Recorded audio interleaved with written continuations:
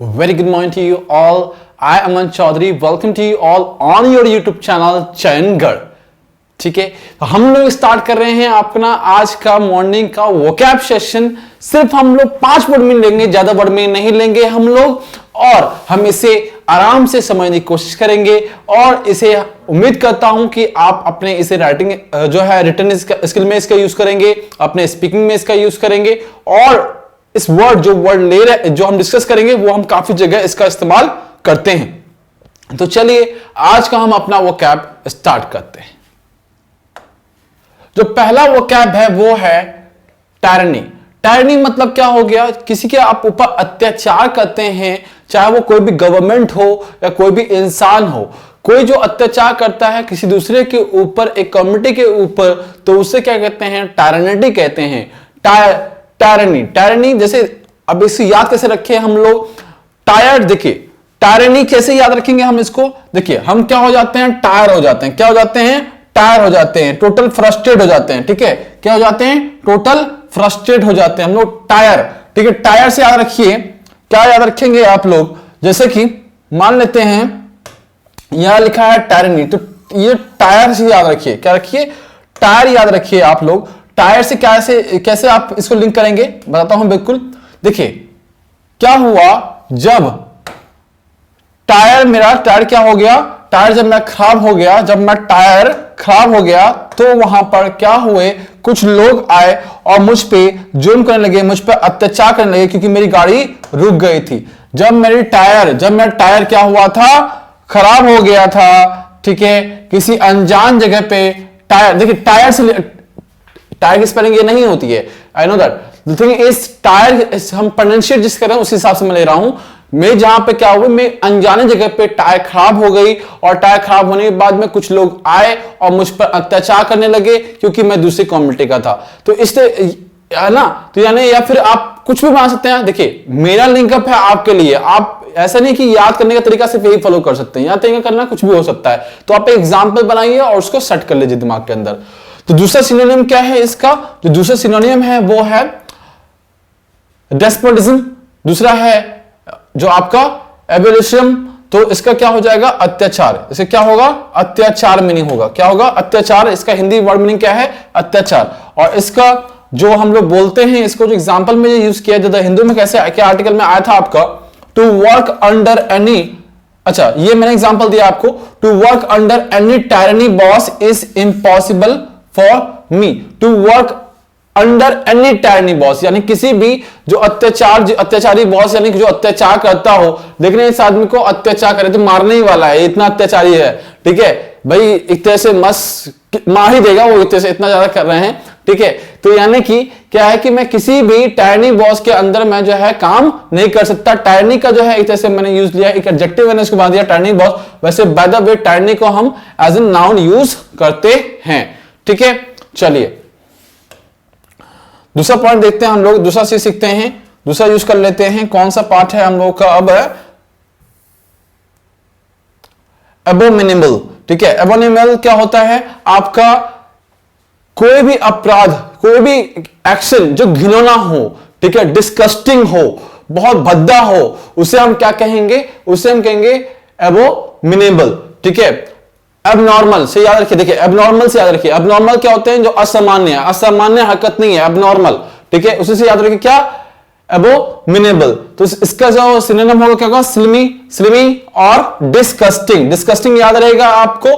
ठीक है, और जिसका अर्थ होगा घिनौना. ठीक है, कैसा अपराध? घिनौना. तो क्या होगा? एबोमिनेबल मतलब क्या होता है? घिनौना होता है. और इसके 2 सिनोनिम हैं इसके आपके. ठीक है, जैसे कि यहां पर कोई भी घिनौना अपराध का यहां पर दिया हुआ है पिक्चर, आप इसको आसानी से समझ सकते हैं. बिसाइड दैट इसका एग्जांपल दिया मैंने आपको. ठीक है, क्या दिया हुआ है? अब इसका आप कोई भी एक एग्जांपल ले सकते हैं. जैसे कि फॉर एग्जांपल आप ले लीजिए कि जो to harass any girl is abnormal activity. To harass any girl is abnormal activity. आप इसको ले सकते हैं. जैसे कि यहां पे आप पिक्चर में देखिए, इस चीज को दिखाया हुआ है मैंने.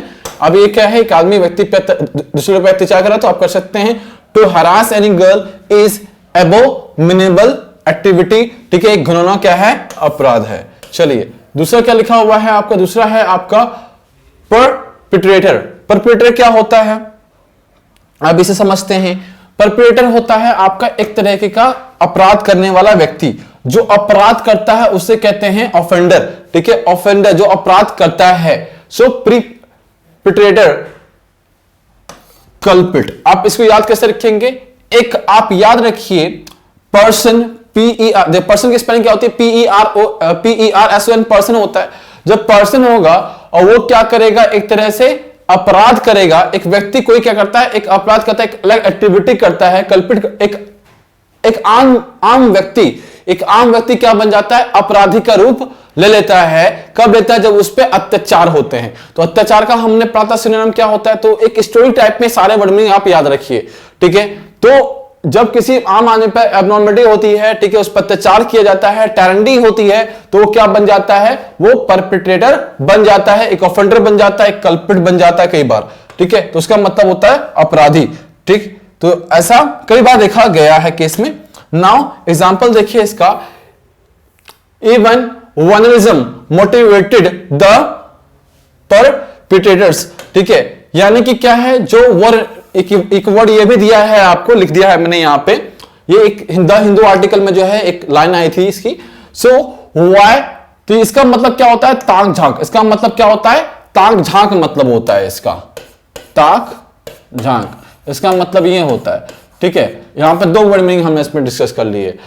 मोटिवेटेड द परपिट्रेटर्स, जब कोई जो है क्या होता है, तो किसी एक्टिविटी में हम ताक झांक करते हैं, तो कहीं ना कहीं ये अपराध की श्रेणी में जो है आता है, और इसका अपराध बनने पे क्या कहता है, मोटिवेटेड, इसमें कन्वर्ट हो जाते हैं। देन आफ्टर दैट दूसरा क्या है, इंटरसेप्ट। ये क्या है, एक वर्ब की तरह यूज करते हैं हम इसको। किस तरह यूज करते हैं, एक वर्ब की तरह यूज करते हैं। और इंटरसेप्ट का मतलब होता है किसी चीज को रोकना। इसका आप इंटरसेप्शन एक एडजेक्टिव तौर पे यूजते हैं, टू स्टॉप, किसी चीज को स्टॉप रोकना भी होता है, और हिंदी में इसको बोलेंगे अवरोधन, किसी चीज को रोकना, ठीक है। यहां पे स्टॉप देख रहे हैं, एक सिग्नल लगा दिया है, क्या हो रहा है, स्टॉप लिखा हुआ है उस पे, भाई आगे आपको नहीं जाना है, इंटरसेप्ट, ठीक है।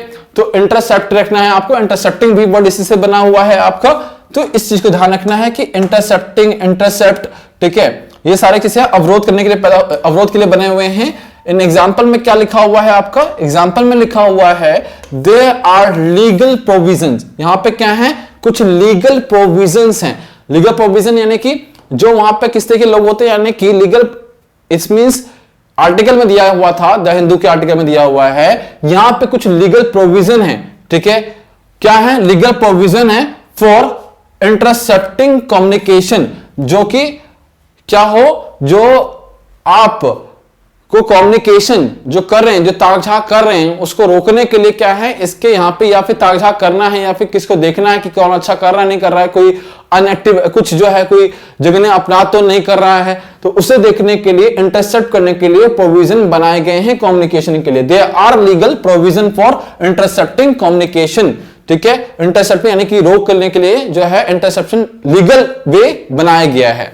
नाउ द अदर पार्ट, दूसरा पार्ट क्या लिखा हुआ है, दूसरा हम लोग का जो वर्ड मीनिंग है, और आज का ये लास्ट वर्ड मीनिंग है, दैट इज एम्ब्रॉयड। एम्ब्रॉयड मतलब क्या हो गया, इसके भी हमारे कुछ पार्ट्स दिए हुए हैं, इसको देख लेते हैं सिनोनिम्स में। जैसे स्पार्किंग, ठीक है, एस्पायरिंग, इन्वॉल्व्ड, इम्प्लीकेटेड, सबका मतलब एक ही है। क्या, एम्ब्रॉयड क्या होता है, इन्वॉल्व होना, किसी की एक्टिविटी में इन्वॉल्व होना। बेसिकली अगर आप इसका सर्च करेंगे गूगल पे तो आपको झगड़ा मिलेगा, लेकिन झगड़ा इसको इसमें आप मत लीजिए, इसमें लीजिए इन्वॉल्वमेंट, यानी कि किसी भी घपला, इसको सर्च करेंगे घपला के सेंस में भी आएगा, तो घपला के सेंस में ये कि इन्वॉल्वमेंट है, किसी चीज में आपने घुस रहे हैं, चाहे वो आपका चीट के रूप में हो, किसी को डिसीव के रूप में हो, ठीक है, या फिर जो है आपका कोई इन्वॉल्वमेंट हो जहां पर क्या उसका नेगेटिव इंपैक्ट पड़ रहा हो, तो वो किस श्रेणी में आएगा हम लोग का, एम्ब्रॉयड, मतलब कि घपला होता है, लेकिन घपले सेंस में हम नाम लेकर क्या रखेंगे, इसको फंसने के सेंस में लेंगे, ठीक है। फंस रहे, इन्वॉल्व हो रहे हैं, किस चीज में इन्वॉल्व हो रहे हैं, यहां मोबाइल के जो मैंने चिन्ह जो बनाया है यहां पे, ये इसका फिगर मैंने इसलिए दिया है यहां पर आप लोगों को, ताकि इससे आप आर्टिकल कनेक्ट कर सकें।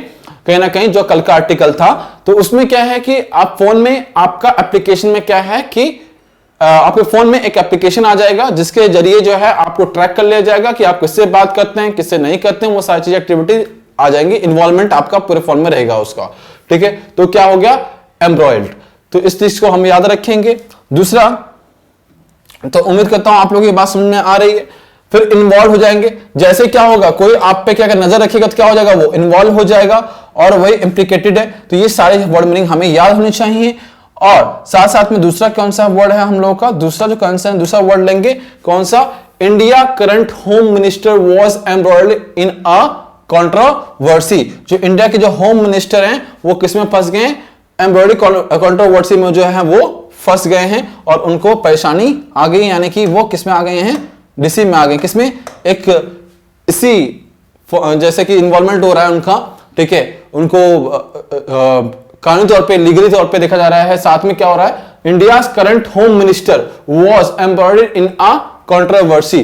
कंट्रोवर्सी यानी कि क्या हो रहा है, किसी बात को समझने में क्या आ रहा है, दिक्कतें आ रही हैं उनको और कहीं ना कहीं क्या आ रही है, परेशानी का सामना करना पड़ रहा है। कंट्रोवर्सी आप जानते होंगे कि अगर हिंदी में, जिससे मैं अगर इंग्लिश में अगर समझने की कोशिश करें इसको, दो बातों में कॉन्ट्राडिक्टरी आ रही है, कंट्रोवर्सी हो रही है, उनके आलोचनाएं हो रही हैं, ठीक है। बेसिक क्रिटिसिज्म हो गया एक आलोचना, क्रिटिसिज्म से ही कंट्रोवर्सी है।